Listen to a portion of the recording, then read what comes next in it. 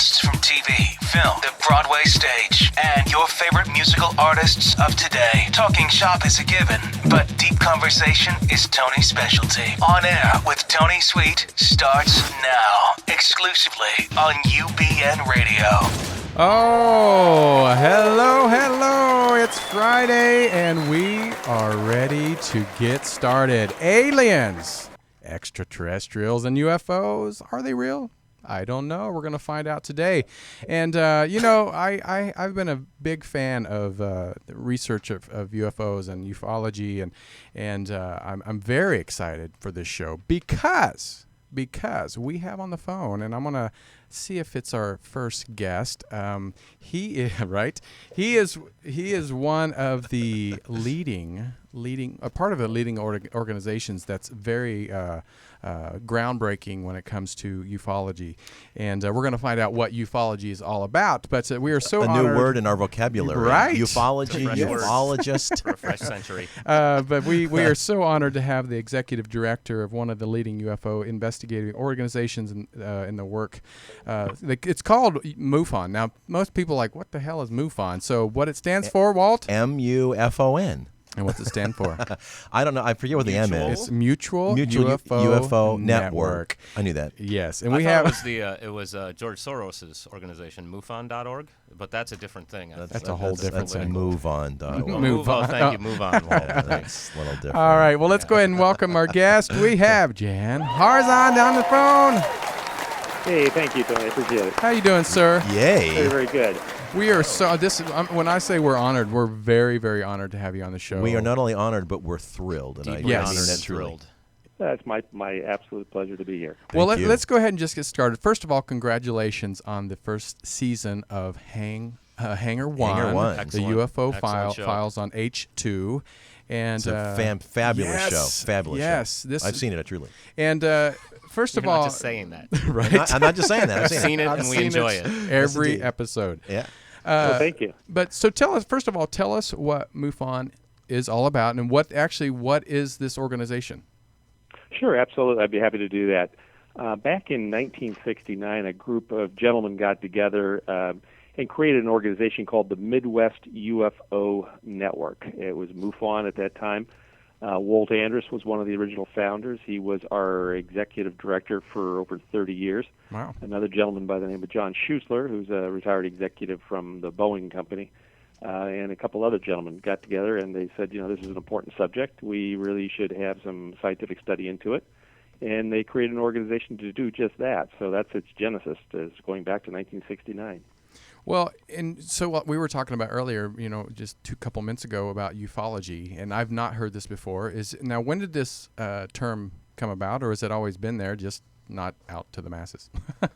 That's a very good question. I haven't really done the Wikipedia on it, but I bet it's been out there for a good 40 years plus. It's just people who study UFOs, they've been called ufologists, which is kind of silly. It would be great if we could have just plain old scientists studying UFOs, but unfortunately it doesn't pay well, and usually won't lead you to a Nobel Prize. It's in a I league think all someday its it will, own. but A not ufologist is in a league all their own. Right. Yes, they are. Yes, they are. Well, I wanted to introduce real quick before you go on with what ufology, because I have Walt Lusk here, who's a huge UFO enthusiast and also a radio personality. Okay. And then Mike Stoyanov. Did I get it right? I'm a regular-sized enthusiast. There we go. But Right. I do. The topic definitely fascinates me. Right, and he's also a very established actor too, and so we were glad to put this little panel today. Fun stuff. Yes. So anyway, let's go back to the ufologist so you can finish that story. Well, before I do that, let me go back to the MUFON, because what had happened was that this group was a couple different states up in the Midwest started to expand, and other people started calling them and saying, hey, we want to belong to this group. And pretty soon it got to the point where actually there are people in countries calling them and saying, hey, we'd like to be part of this group. So having it be the Midwest UFO group didn't work anymore, so they wanted to keep the name MUFON. I'm not sure why, but they did. Rolls off it's the kind of tongue. stuck through the years. It's 45 years old now. And they called it the Mutual UFO Network. So it got changed to the Mutual UFO Network back in about the mid-'70s. So that's been the name ever since. And as far as ufology goes, I mean, there's a lot of very, well-known ufologists around. I mean, you probably know most of them. There on TV quite a bit, and Oh, yeah. we're talking about different things. But it's certainly a field worthy of study. I'd be happy to take you through kind of our view of that and what our mission statement is and goals are, Would and love kind of how that. we see things going, if you'd like. Yo, I Sure. love that. It's Fire away. Fire the away. phone is yours, so go for it. Okay. Well, just to move on, our mission statement is the scientific study of UFOs for the benefit of humanity. So there's really two parts to it. The first is the scientific study, and that really entails just collecting the data from sighting reports that come into us. We get between 500 and 1,000 reports each month that come into MUFON, and that's quite a workload. Yeah, right. My understanding, not to interrupt you, but the reports of UFOs lately have gone up unmentionably in the last few months. Well, yeah, it may be attributable. I don't know if it's attributable, but it could be attributable to the TV show. But yes, you're right. The number of sightings have gone up, and they're always increasing. I think that just the general awareness of the public to be looking up and be aware of what's around them. I think that's something that's very, very good. And of course, there's a lot more things in the sky now than there ever was too. True. I mean, we've got This is drones true. and everything else flying around our heads. So people do report those to us as well. But the scientific study of UFOs, our belief is that by collecting the data and really we triage the data and look for the most significant cases, that we believe that some scientific breakthroughs can happen, and that goes to the benefit of humanity side of things, which is, people say, well, what benefit could a UFO have to humanity? Well, to me, there's several possibilities here. Just looking at the technology for the time being, just the ability to transport oneself from here to there and instantaneously. I mean, today we spend 12, 15 hours on a plane flying to the Far East. What if you could be there in a few minutes or less? I mean, that would totally transform trade on this planet, the way people live and work. It'd be quite extraordinary for us as a civilization. Another potential breakthrough might be in the energy field, which would be, if you look at these craft, even though many of them are pretty small, they don't have gas tanks strapped to them, and they don't have propellers whipping around. They've got some kind of a field propulsion system, Right. but that has some kind of an energy source, and so it's got to be powered from someplace. If that energy source could be tapped and put to work here, perhaps you could eliminate the need for power lines, power plants. Isn't there a theory that they use the electromagnetic fields present in our Earth, and if we could figure out how to harness them as well, that would be a huge technological jump. If we could just figure that out, I mean, that would just be extraordinary advances for us as a civilization. So, I mean, we feel very impassioned about this, that the study is important. What really needs to happen to propel things forward is to get rid of the laugh factor around UFOs, so that just mainstream scientists and universities and corporations will look at this and start trying to figure this out, because there's billions of dollars being spent on research in the United States, just in general types of research. If some of that could be directed into this area, we'd have some pretty quick breakthroughs, I think. The problem is that, based on the Robertson panel back in 1954, that the decision was made to make this more of the laughing stock. And so you have a lot of citizens out there who truly believe that there's nothing to it, and that this is not anything worthy of even being bothered with. That was the whole purpose of the Condon Report back in '69. So we've got to somehow reverse that. We've got to be proponents for that and make it safe for people to mention the word UFO and not be laughed at. And you're also a nuclear engineer, is that correct? That's my education. I Right. went to UCLA and I got a degree in nuclear engineering. I actually spent my entire career in IBM working in sales and marketing, but I also worked with I actually worked with many aerospace companies, including Boeing, Morton Thiokol, and Hercules Aerospace. So, I was very close to the whole space program. That was always an exciting thing for me as a kid. I wanted to be an astronaut. That was my big. So how did you make the transition from I've been misled, IBM, to MUFON, knowing what you're doing? Well, I retired from MUFON, so I spent 37 years at IBM in Wow. sales and marketing. The various positions, executive positions, and this has always been a passion for mine. I had a sighting when I was a young kid at the age of 10, very close with an object 30 feet away. And well, tell us a little bit about that. Well, I'd be happy to. Yeah, let's do it. Essentially, my brother and I observed a landing craft 10 feet off the ground with landing gear on it in our backyard in Thousand Oaks, California. This is 1965. Just hovering 10 feet off the ground with making a humming noise. That was all it was making, was humming noise. It was about the size of a minivan. If I described it to you, I'd say it was like I tell people it was like taking a brick, and if you blew the brick up to like 10 feet long by 4 feet wide by 3 feet high, and then completely smoothed the edges, so it looked like a tank, very smooth, and then painted a bright orange, which is kind of weird to have a bright orange object, with blue landing gear, corrugated blue landing gear with black suction cups on the bottom. Then it had brown crossbars between the landing gear to hold them together, almost like scissors, so that when they land, it would the scissors would close up and then open up. My first reaction when I saw it was, oh my gosh, these things are real. But my second reaction was, oh my gosh, it looks like it's man-made.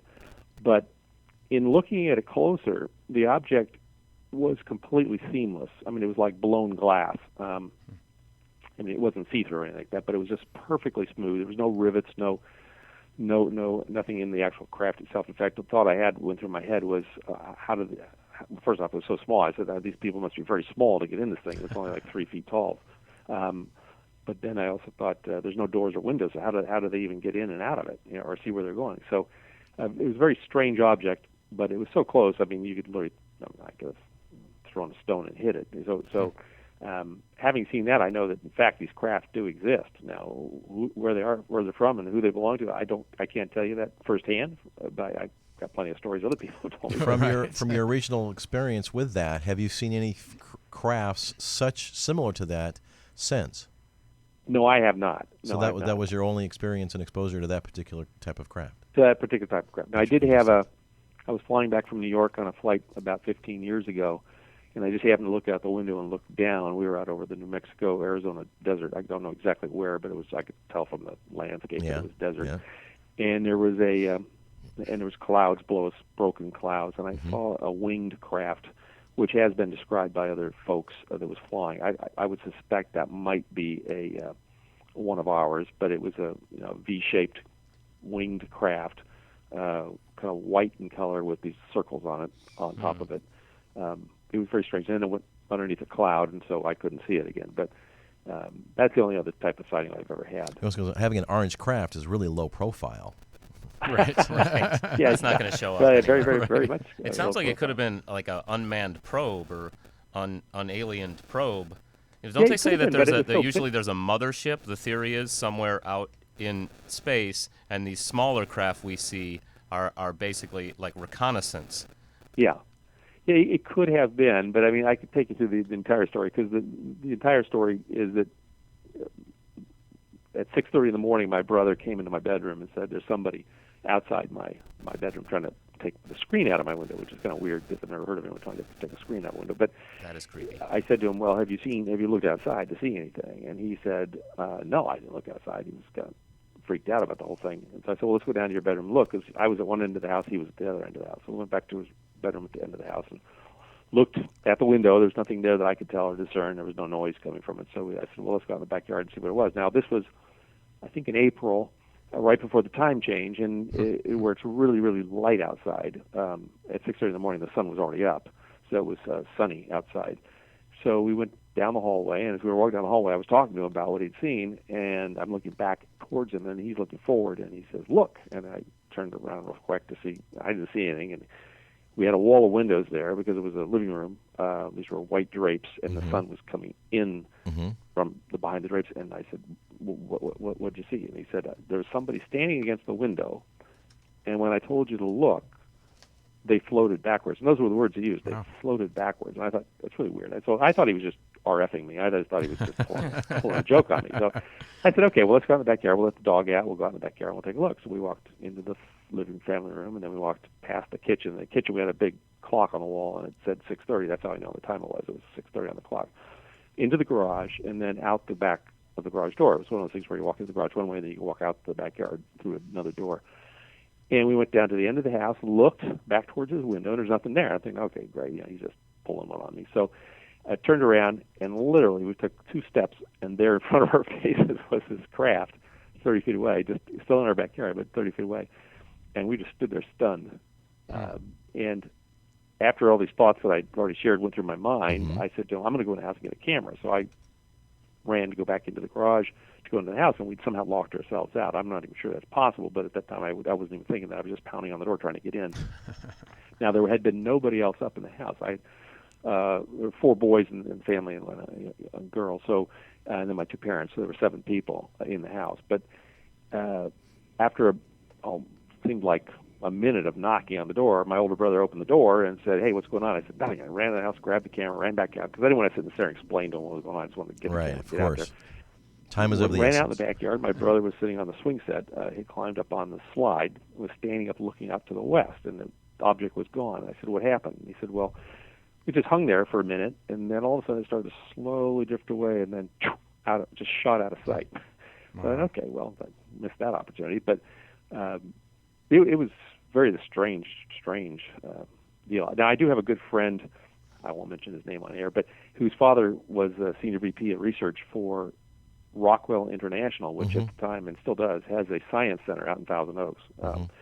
And he was telling me, he said, "Oh, that's probably just one of my father's research projects." I said, "Well, it could be, Bill," but I said, I'd have to ask him, what was he doing testing his project in my backyard at 6:30 on a Saturday morning? It just doesn't make sense to me.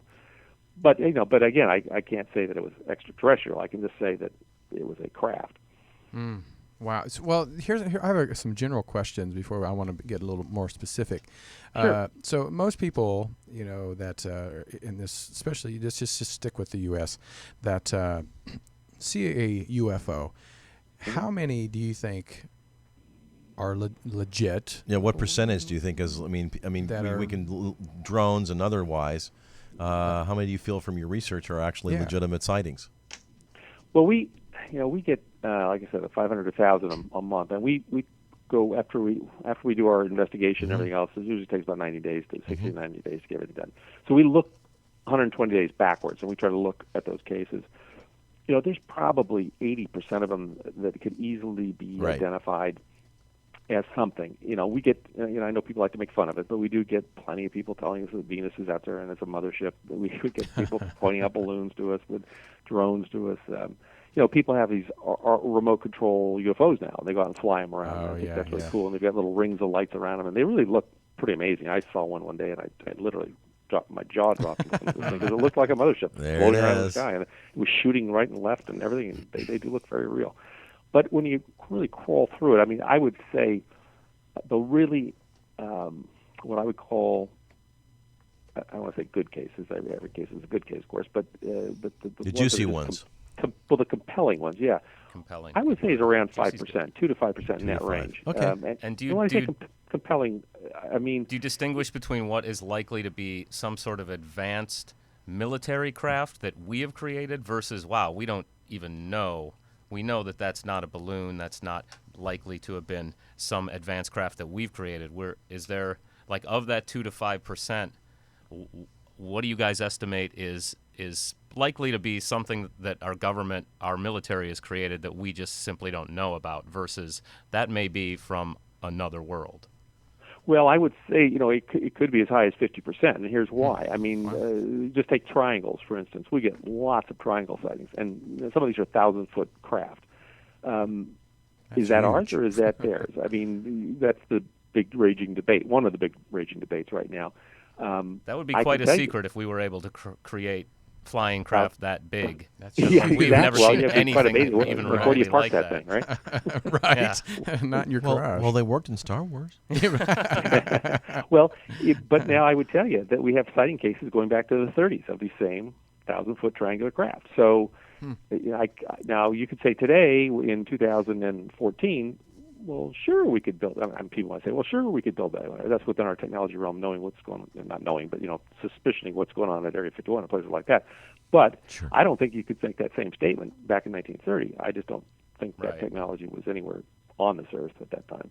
Probably not. Well, one thing when I was watching Hangar One, you guys put this together very well. And, yes. Yeah, very, very well. And Thank you. And now for a little more specific questions is. You mentioned like 2014. I can understand back, when War of the Worlds, they did the radio show and it scared the bejesus out of everybody, and in the 40s and 50s, and we'll talk a little bit about Roswell here in a second. But this is 2014, where we've seen every type of movie, television show, and now on History Channel, Ancient Aliens, Hangar One. Why do you still think the government still will not disclose the information when pretty much it's being talked about everywhere, and it's pretty much common as a religion. So I want to know, why do you think the government still does not disclose this information? Well, this is my own personal opinion, and this is not a MUFON statement or anything like that. But I personally believe the number one reason why it's not being talked about openly is because of the technology. The technology is so far advanced. I mean, if you can travel from way out there to here instantaneously, or even within a short period of time, you're essentially doing time travel. And if you have that capability, let's just say that someone. I mean, Saddam Hussein is dead, but let's say he had that technology or somehow could steal it from us. You could deliver a nuclear warhead on the front steps of the White House instantaneously and blow it up before anyone even knew it was there. Pretty quick. I don't know if that's exactly why, but I mean, I suspicion it's national security is what the whole thing is about. I mean, originally I think they started by saying, we're not ready for it. I had an interesting conversation with a gentleman on an airliner. I used to fly. Part of my job, I flew quite a bit. And whenever I flew, I'd always take all my reading material with me, including my MUFON journals and different articles that were about this subject. And I always sit in the window seat. I just happen to like that position. And so I always put my reading material in the center seat. And then usually, in those days, the flights weren't all jam-packed where everybody was crammed in like sardines, like it is today. But the other person sat on the aisle seat. Right. And halfway through the flight, he started looking for some reading material. And, of course, I was reading my stuff. And he reaches over into the center and pulls out one of my MUFON journals or something like that. And he's looking at this thing like what the heck is this, And he looked at me and he says, "Do you believe in this stuff?" I said, "Oh, yeah, sure, absolutely I do." And we had this long conversation about it and talking about disclosure and different people and what we know to be true and that and that. And at the end of the conversation, he said to me, he says, I can get that this is probably real. He says, but I got to tell you, where I'm from, they aren't ready for this yet. Because I had been talking to him about the Disclosure Project and what was going to happen and how this is all going to come out. And I said, "Well, where are you from?" And he named some small city in Ohio. And so I think the left and the right coasts are probably ready for disclosure, but I'm not sure the middle America, the central part of the United States, is all that ready for it. Because I think say the red states. Yeah. Right. I mean, I think the ramifications are even more vast than that. I mean, if it came out, certainly. Well, even more global than that is the fact that you look at two big entities, religion and science. Exactly, religion. I mean, if you pop these guys out, it's going to be a gigantically huge paradigm shift. I was actually trying to get a minister or a pastor on the show to talk about that because I was very curious. Yeah. I grew up in Kansas, and I've seen a sighting in Kansas, and so has my family, and so. But we still believe. But that was my question: is like even if a UFO popped down today. I mean, we say God creates the universe. Well, the universe is infinity. It's like how Toto, why are we are not in Kansas anymore. Why are we limiting? But why are we limiting His? If you believe in God, His creations. Why are you limiting it just to us? That's very selfish. It seems to me that the government calculation, one of the calculations has to be that the probability of like global mass hysteria, if they were to reveal everything they know, is high, and I think that's got to be to this day one of the driving forces behind the secrecy. Do you think so, Jen? Well, I don't think people would be hysterical. I think there's some people who would be hysterical. Yeah, absolutely, because it would be so foreign to their worldview. People tell me I'm hysterical already, so I mean, I'm already there. True, but I also think economically, these beings don't seem to have an economy. They seem to be almost like Christ followers in the fact that they're almost service to others. I mean, they're like they work together as a team. They seem to. I mean, if people realize that this economy we've created in the world is about 200 years old, right? I mean, once we got out of the agrarian stage, and it's faltered several times in just the past 20 years. Almost teetered on the brink of just total collapse, like it did totally collapse in Russia just a few years ago. This is probably not the ultimate end for mankind. I mean, whether it'll take 20 years or 100 years or 1,000 years for us to get to the next stage, I don't know. But I think total economic collapse is not No, it's not. It's not an outlandish concept. No, and if people realize, oh my gosh, we're not at the top of the food chain. We're not the big end all. It's quite much bigger than that, and of course, it will question people's faith. But I consider myself a Christian, and I agree with the comments just made that, to me, it's God created this huge universe and He put lots of life in it. So get used to it. I mean, it's like we weren't the only ones. I mean, yeah, it's to me, it's very selfish to even think that. Oh, self-centered. He only created us. That And I'm like, yeah, well, yeah, that's exactly. Kinda... You mentioned that you feel like there's a general benevolence in terms of these visitors. I wonder where you and/or MUFON stand on. I mean, isn't there a theory that there's definitely a malevolent feature to some of these, like some of the abduction stories, and like that there appear to be maybe more than one race, species, and some maybe have a less earnest intent and less benevolent intent than others. Is there a prevailing theory at MUFON in regard to that? Well, honestly, there's not. But let me just say that, I mean, this is the thing I always say to people. I say, when they say, gee, are these beings benevolent or are they malevolent? And I always say to them, well, let me ask you a question. Is mankind benevolent or malevolent? Good answer. The answer is yes. Yeah. I mean, yes and it's yes. like, it depends who you're dealing with. I believe that there may be and I'm just throwing this out as conjecture, but I mean, that perhaps if you read Michio Kaku's book, I think it's the 10th Dimensional Universe, he talks about the evolution of civilizations in the universe, maybe in the multiple universes, whoever knows what it all is. And he talks about a stage 1, 2, and 3 civilization. Well, we're not even a stage 1; we're a stage 0.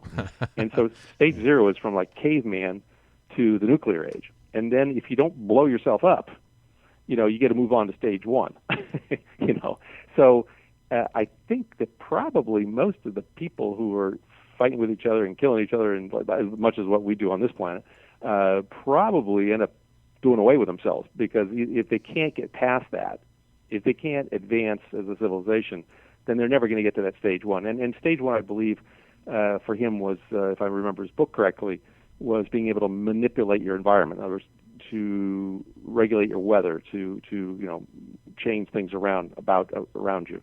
By the time you get to stage 3, like you're almost like creating your own universes. I'm like you're like your own God type of thing, and I don't know if that's possible or not. But he, in his book, he talked about this, and it made a lot of sense to me that we are a very primitive society. I mean, our Stanton Friedman likes to say our favorite pastime is killing each other. Those aren't his exact words, but I mean that's essentially what he says, and he's not far off. I mean, if you look at all the wars going on and all the tension going on the planet. Well, there's even debate. For example, the pyramids and also the Mayans had assistance to do what they did from obviously some other. I mean, do you have any thoughts real quick on those? As far as what? I'm sorry. Egypt, pyramids in Egypt, and also the Mayans culture. Ancient astronaut theory that maybe they they had a lot of assistance, and it wasn't from here. They had a lot of help. I mean, obviously. I mean, I don't know how they could have built some of those things. I mean, I marvel at the stone structures that you can't even put a piece of paper through. It's like, and you try to find a good construction company today that can come to your house and do anything. They can't even get it with a plumb drop of that are sober. That stuff. Yeah, that are sober. Well, this actually goes back when you said 2014 and hearing that you saw, it was in 1965 when you saw your sighting. It was 1965. Yeah, I was 10 years old at the time. Perfect. Well, one of your episodes was talking about hotspots, and in the United States there are many hotspots around the United States. I know Southern California, Colorado, even Missouri, which I was really surprised. But it's a show me state. Come on. Right, show me. But why do you really think certain states or certain areas are more prone to being UFO visited by have more sightings? Yeah. That's a really good question. It may have something to do. I don't know. The answer is I don't know exactly why, but electromagnetic fields in those areas. People talk about vortexes. We know in southwest Colorado, in the San Luis Valley, has been a real hotbed for UFO activity for years. For years, and I actually have family that lived there. My wife's parents both grew up in that valley, and then they moved out. And we've been back to visit relatives and do some things there, and just extraordinary stories of large saucer craft landing and different things. So up in Missouri, you've got lights in the sky. That's another thing. Besides the triangles, we get a lot of orbs, lights. Now there's a lot of people call things orbs that really are like dust on the camera lens and stuff like that. But no, there really are these orbs, and they really are bright and they pulsate. There have been even cases where people have reported them coming through the wall into their bedroom and then turning into a being. So I mean, it's quite extraordinary. I halfway wonder whether the Wizard of Oz, the Good Witch, that whole thing of her coming down in a ball of light and turning into a... That is pretty interesting. What was thought of by someone who had their own encounter. Never thought about that. Well, Sheila in the chat room wanted to know, is there any hot spots in North Carolina? That's where she's listening in from today. There's some good bars in North Carolina. I don't know the answer to that, but North Carolina is one of our more active states. I will tell you that. Yeah. Now, because I was here in Los Angeles, growing up in the Midwest, and I, like I said, we saw a sighting. But the other day here in Los Angeles, it always baffles me. You had one on your phone. Yeah, it always baffles me to think that a UFO would even consider flying over Los Angeles, because I know back in World War II they had that very famous sighting. 1942, right? January. Yeah, well, I think it was like they thought it was Japan was attacking or something like that. But they call it the Battle of Los Angeles. Yes, exactly. Yes. But I was driving down to Melrose, and so this is another question. When I was driving down Melrose, a lot of aliens on Melrose. Right, a lot of aliens, right? That does not surprise me. A lot of good shops on Melrose. Yeah, right. Exactly. And I just happened to look up in the sky, and I see this flashing light, and it was really dark blue, and that's what stood out, because it wasn't a traditional light of a helicopter or a plane or whatever, and it just kept flashing, and then all of a sudden it disappeared, and I thought, oh, that's kind of crazy, and then it reappeared over like to the west a little ways, and I thought, well, I know, with aircraft you can't turn your lights off, I guess, because of not supposed to. Yeah. And then it happened again. So I videotaped it, but for somebody that's just a common man filming this stuff, when we want to consider thinking, oh, this might be a UFO, what do you suggest to people to look for so we can, like a criteria. Yeah, like a criteria, so we don't bug people like you and go, hey, I have a fly on my lens. It's your thumb right? on the lens. Yeah. What are you doing? You're wasting our time. So just to and then submit it to you guys, MUFON. Yeah. Well, I would always encourage anyone who doesn't know to go ahead and submit it to us. Now, the best way to do that is through our website, MUFON.com, and you can just click on Report a UFO, and we do allow you to upload the video, different pictures and diagrams, anything you want to share with us. It's a really cool site. That goes immediately to the state director, or if you're out of the country, it goes to the national director for MUFON for that location, and then they assign a field investigator to it. And they'll take and review the case and try to determine, based on star charts and different things, we have aircraft real-time maps, and maybe we could find 370. But anyway, we can check all this stuff out and figure out what it possibly could have been, right? And then we can also eliminate things. And then ultimately, if it's a photograph or a video, we have photo analysts who can take a look at it and tear it apart with some very sophisticated equipment and try to figure out if it was faked or if it was real, and if it's a real object, how big it is, how far it is. And from that, try to discern what it might be. Because I know you have you have an Apple phone, and you can ask Siri what planes are above you, and it'll tell you. It will? Yeah, exactly. Our technology is yes, it will. I didn't even know that. I kid you not. If you have an Apple Siri phone, just say, Siri, what planes are above me? They'll give you the airline, the whole 9 yards. It's nuts. I just learned this last week. I have a question about the site, actually, Jan. I was just on it, and I was checking it out. Really, really interesting stuff. But I wanted to ask you, you have an abduction questionnaire. Oh, wow. And one of the questions that you ask for people who think they may have been abducted was, are you craving excessive amounts of salt? And it was like a 30-question thing, and I saw that and I was like, what?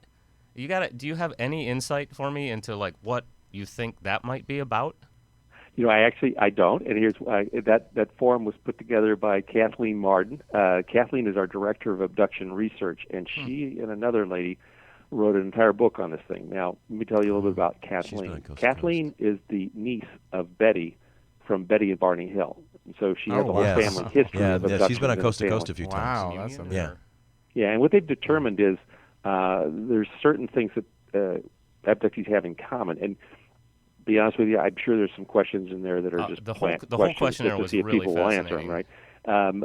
But but based on that, she can map that against a profile of known abductees, and they can kind of determine what the likelihood is you were really abducted or not. Because we do have people call up and say, I'm having, I can't sleep at night, I'm having this, I'm having that, and they don't know. I mean, they haven't particularly had a sighting or an abduction that they're aware of, but they're thinking, oh my gosh, maybe I was abducted.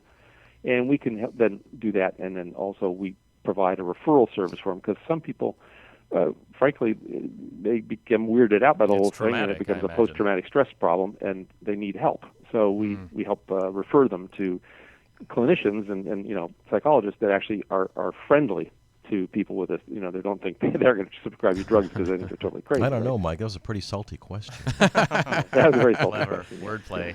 Well, I don't want. Go ahead. I have one question because reading all this stuff, my view is that the sightings increased a lot once we got nuclear. The Greys, for example, came out, and that's a tie-in actually to Roswell. Absolutely, that's what happened, and they came down because we were doing nuclear stuff, and obviously that put us in a different, it's like a different plane. But were they needing nuclear power, or are they just coming to help us to keep us from destroying ourselves? My understanding, and you can correct me if I'm wrong, but they were kind of freaked out and understand. Okay, now they've got nuclear. Now we've entered the next phase, kind of thing, and they could blow themselves up. Exactly. I think it was that exactly. Here the kids are playing with matches and burning themselves up. Right. It's like we better get down there and talk exactly. to these kids and let them know. Yeah, precisely. There's some real danger here, right? There's even a show, for example, on Hangar One about a nuclear missile site that I think it was in Russia that went absolutely berserk. There was a UFO above it. Yeah, and then of course it all went stopped. But I mean, it got a lot of people's attention. Well, we had that even in the United States. Yes. We've had a number of nuclear, but ICBM sites that were completely switched off by the UFOs, and so they were concerned about us and what we're doing. So it makes me wonder if anyone ever really tried to shoot off a bunch of nuclear weapons that they would even allow us to do that. Oh, yeah. Let's try. So you agree that as a result of us going nuclear, especially here in the United States, that the sightings and the activity has increased? Absolutely. Okay. The Foo Fighters back in World War II. I mean, we were literally bombing each other into oblivion in Europe. They appear to have been very interested in that whole thing. Like, I'm sure they were looking like, what the heck are these people doing? They're wiping themselves out here. Right. And then, of course, we started exploding the nuclear bombs, starting with, we were testing them ahead of time, but Nagasaki, Hiroshima. But right. Well, we were in New Mexico, right? Gordo, yeah. Right. Well, back in the early 50s. I mean, most people don't remember this, but we were blowing off atomic bombs like every week. We're doing Marshall Islands as well. Right. And the Marshall Islands, all over the place. But really, New Mexico and the deserts of Nevada. I mean, there's nuclear test sites out there where we were literally just blowing bombs up like every week, and it was like these weren't underground. I remember back in the early 60s, they finally said, well, we got to stop doing this in the air because it might hurt people. We didn't realize the radiation was flowing into Los Angeles and, killing everybody. Little cloud just come by. Oh, no problem. Right. Nose bleeds and teeth bleeding. We put it up the ground. but they seem to have. I think that's absolutely one of the reasons they became much more visible and much more here because they were very concerned about what we were doing and wanted us to stop. So that brings us to the next question, and if you have any thoughts on Roswell. Well, my thoughts on Roswell is kind of an interesting one. I've talked to some of the people who were there. I tell you, there's a great video if you have a chance to watch it. It's from the Fund for UFO Research, Fund for UFO Research, but it's you can Google it, and it was done by Stanton Friedman. It's called Recollections of Roswell, and it's an interview with maybe 20 to 30 people who were either first-hand witnesses or the children of first-hand witnesses of Roswell.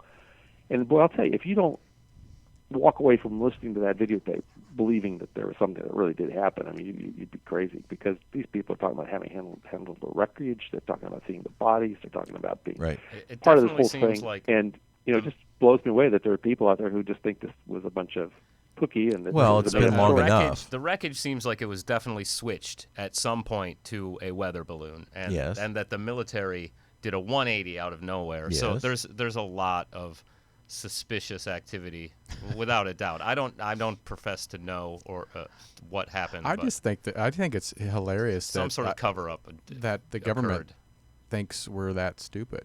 I mean, to me, that's just. But think about it. I mean, it's been a fairly effective cover-up gullible, for I think 50 would be years. a better word. So. Gullible would be a better word. What I find odd though is have these crafts that have traveled from far, far away. They end up at Roswell and they crash. I just Yeah, right. what is wrong with that picture?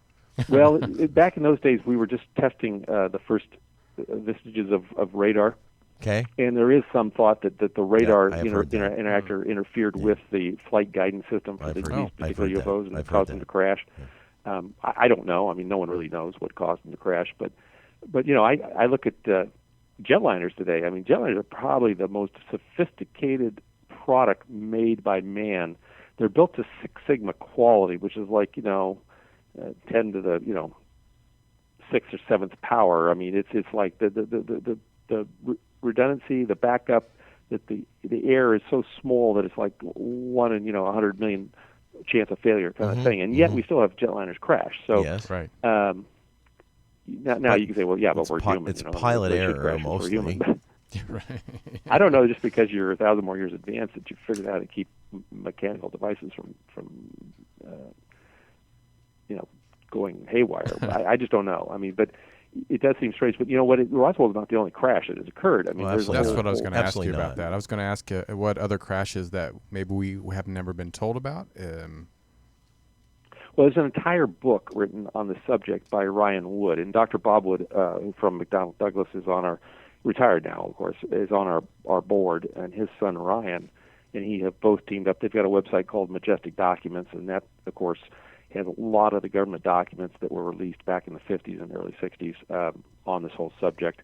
But they've also used to run a crash retrieval conference out in Las Vegas. He hasn't run it in a couple of years, but I mean, he's got a whole book on just UFO crashes that he's researched. And I know there's one going back to the early 40s in Missouri, which predates the Roswell crash.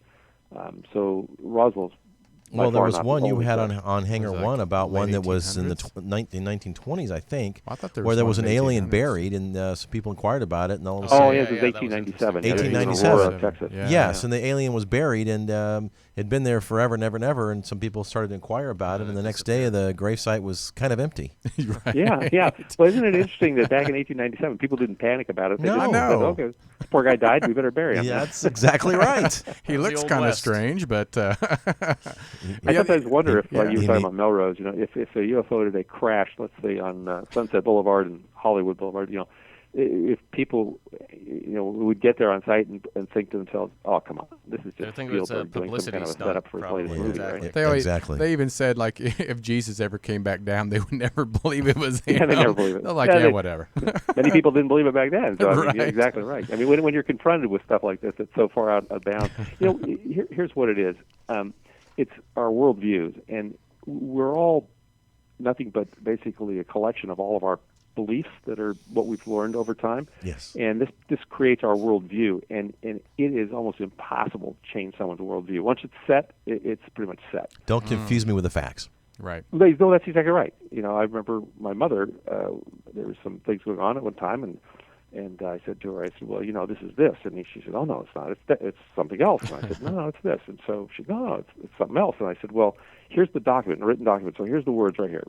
I just read it to her. Here's what it says. It's a legal document. That's what it says. That's it. She still wouldn't believe it. She's sitting there looking at the words on the paper. And I'm thinking, this is crazy. But you know what? This is very common. Perception is reality. In everything. Perception's reality.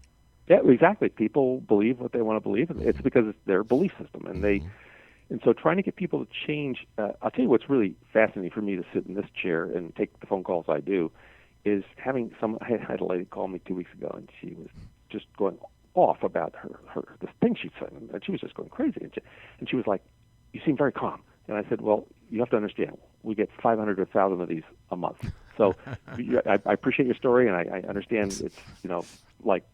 Mind changing for you. I mean, This isn't your first. life-altering This isn't for your you. first I got rodeo. it. I empathize with you, and we're here to help you.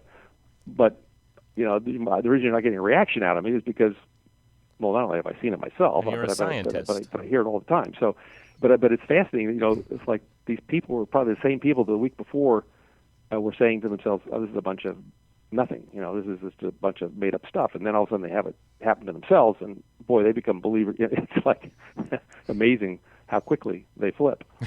Right. A few years ago, I had the pleasure of interviewing the great-granddaughter of President Eisenhower.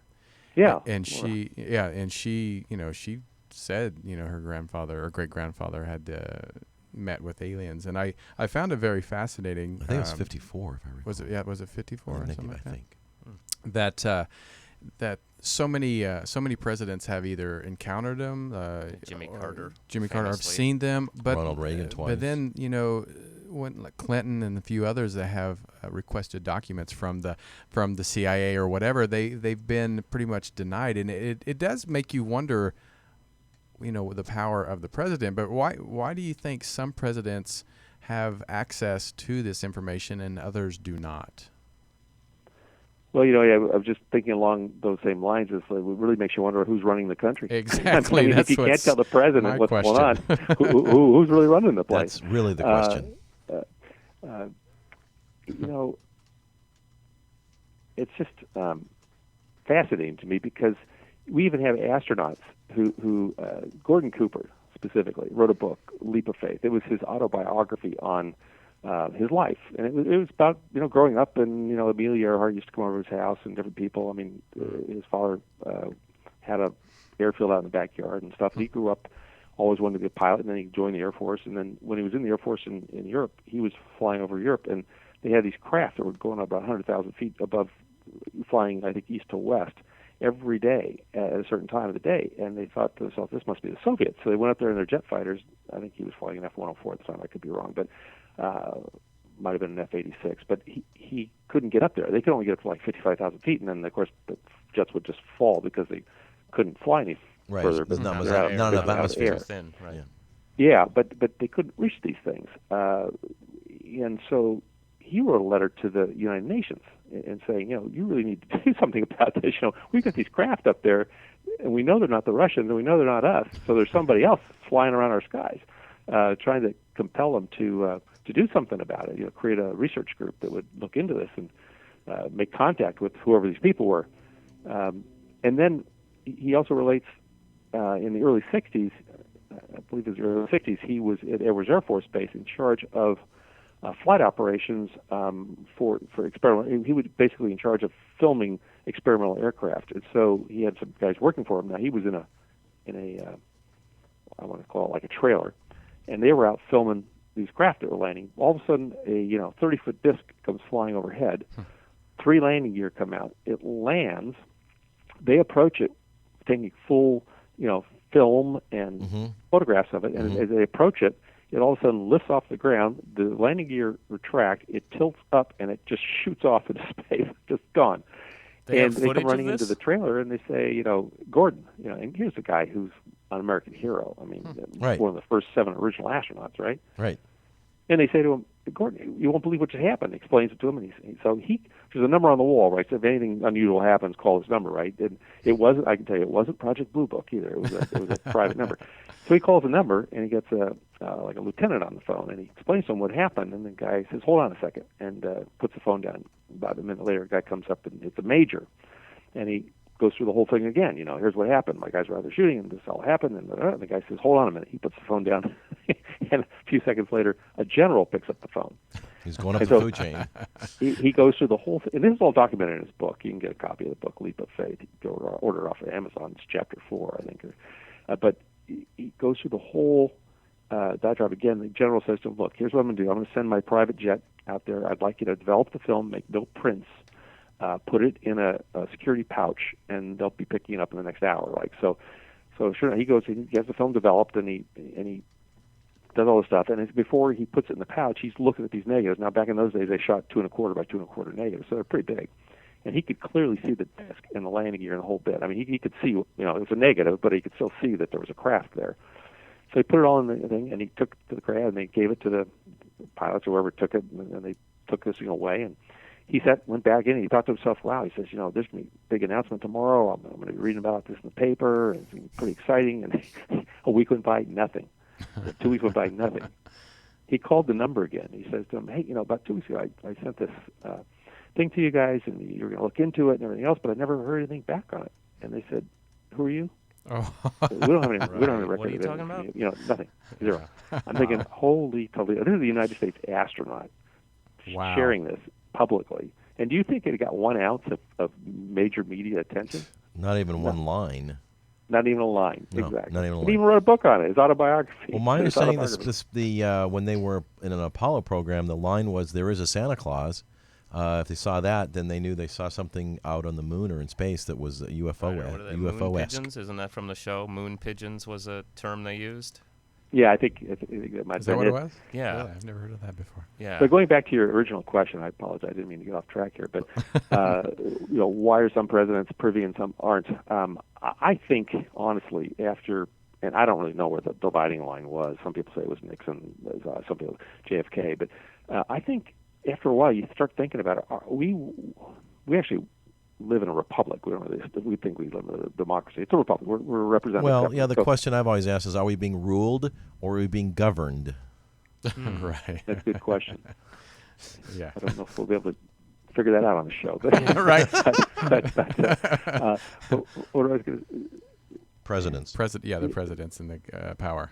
The Republic. Well, I think when you think about it, I mean, the president is a 4-year person, and if they're lucky, they're 8 years, and then they're out. And it might have been fine when presidents were in their late 60s when they finally became, or mid 60s when they became president, because most people died at 70 anyway, so you didn't have a big exposure. Well, now we're having younger presidents, and they're living a lot longer. I mean, I think we have 5 or 6 living presidents now. I mean, it's like probably never before in history you had that many presidents living, right? Yep. So it becomes a exposure to have.